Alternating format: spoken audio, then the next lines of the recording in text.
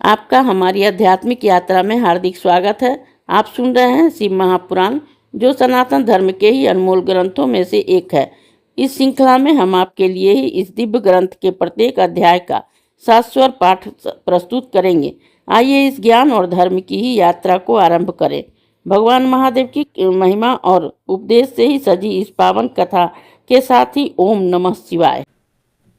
40वां अध्याय, बारात की यात्रा।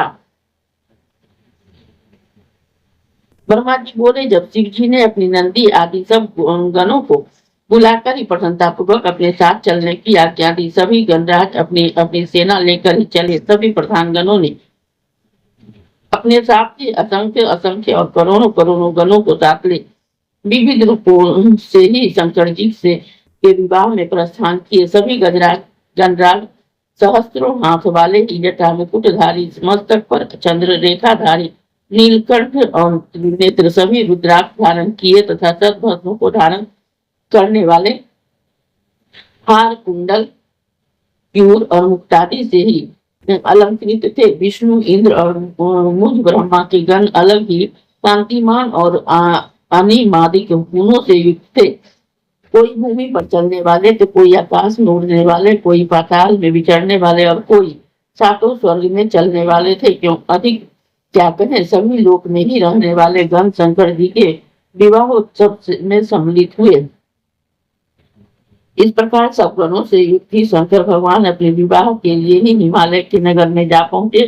तब उनको वहां पहुंचा हुआ जानकर शत्रुओं को भयभीत करने वाली चंडी रुद्र की भगनी प्रसन्न होकर इस प्रेम वहां आई।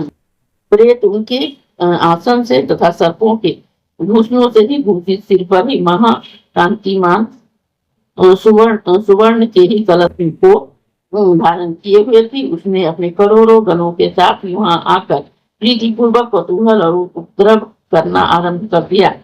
उनके पीछे रुद्र के 11 करोड़ प्रिय गण डमरू और भेरी तथा शंखों के शब्द कर रहे थे, जिससे तीनों लोग व्याकुल हो गए। दुदुम्बी के ही शब्दों से और भी कोलाहल होने लगा, जिससे सारा अमंगल दूर होकर ही सारा जगत मंगल रूप हो गया। उन सब ने पीछे सब देवता उत्साहित होकर चलने लगे। उनके पीछे लोकपालों और सिद्धों का समुदाय था और सबके मध्य में ही बड़ा विशाल छत्र धारण किए अपने गणों सहित भगवान विष्णु गरुड़ और शोभामान हो रहे थे। उनके साथ ही वेदों और शास्त्रों से मूर्तिमान मैं भी उस मार्ग में शोभित हुआ। इंद्र भी अपने गणों सहित ही ऐरावत पर ही आरूढ़ नाना प्रकार के आभूषणों से युक्त शोभित थे। उत्कंठायुक्त संपूर्ण ऋषि भी शिव जी के विवाह में जाते हुए शोभित हो रहे थे। इस प्रकार अनेकों भूत, प्रेत, बेताल, ब्रह्मा, राक्षस, यातुधान और शाग्नि परमार्थी तुमरु सहित ही नारद जी हाहा हुहु नामक श्रेष्ठ गंधर्व और सभी गण बड़ी प्रसन्नता से अनेक प्रकार के बाजे बजाते हुए चल रहे थे। संपूर्ण जगत की माताएं, सब देवताओं की ही कन्याएं, गायत्री, सावित्री और लक्ष्मी और संपूर्ण देवताओं उनकी ही स्त्रियां शिव जी से विवाह में प्रसन्नता पूर्वक चली। उसके साथ ही शुद्ध स्फटिक मणि के समान उज्ज्वल अत्यंत सुंदर पैर का ही आरूढ़ भगवान शंकर जी के मार्ग में चलते हुए परम शोभा उनको ही प्राप्त हो रहे थे। हे नारद, यह मैंने ही शिव जी के पर यात्रा कह दिया। अब हिमालय के घर के सुंदर वृतांत को सुन। इस अध्याय के श्रवण हेतु आपका हृदय से धन्यवाद। हम आशा करते हैं कि शिव महापुराण की यह दिव्य कथा आपको आध्यात्मिक शांति और गहन ज्ञान प्रदान कर रही होगी। कृपया अगले अध्याय के लिए हमारे साथ जुड़े रहें और अपने सुझाव एवं भावनाएं कमेंट के माध्यम से अवश्य साझा करें।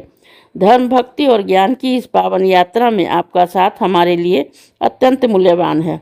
ओम नमः शिवाय। यदि यह प्रस्तुति आपको पसंद आई हो, लाइक करें, कमेंट करें, सब्सक्राइब जरूर करें, बेल आइकॉन दबाना ना भूलें ताकि अगला अध्याय आपसे छूटे नहीं। और इस पावन ज्ञान को ही शेयर करें अपने परिवार और मित्रों तक।